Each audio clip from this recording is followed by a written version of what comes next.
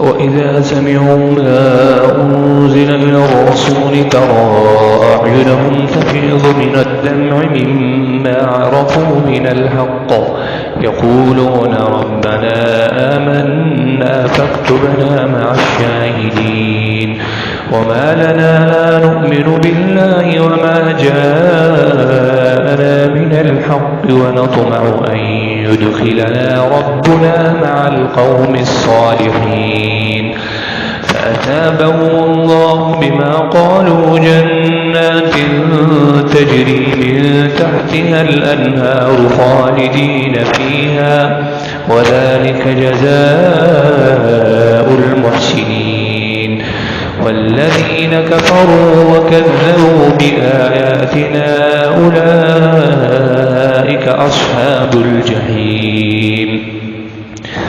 يا أيها الذين آمنوا لا تحرموا طيبات ما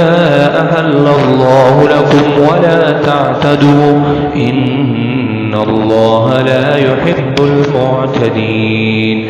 وكلوا مما رزقكم الله حلالا طيبا واتقوا الله الذي أنتم به مؤمنون لا يؤاخذكم الله باللغو في أيمانكم ولكن يؤاخذكم بما عقدتم الأيمان فكفارته إطعام 10 مساكين من أوسط ما تطعمون أهليكم أو كسوتهم أو تحرير رقبة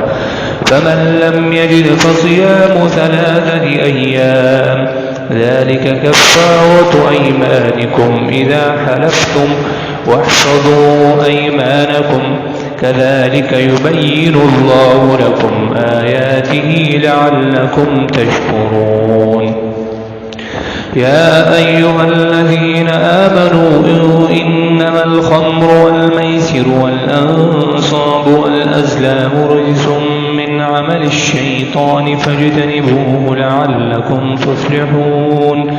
إنما يريد الشيطان أن يوقع بينكم العداوة والبغضاء في الخمر والميسر ويصدكم عن ذكر الله وعن الصلاة فهل أنتم منتهون وأطيعوا الله وأطيعوا الرسول واحذروا فإن توليتم فاعلموا أنما على رسولنا البلاغ المبين ليس على الذين آمنوا وعملوا الصالحات جناح فيما طعموا إذا ما اتقوا وآمنوا وعملوا الصالحات ثم اتقوا وأحسنوا والله يحب المحسنين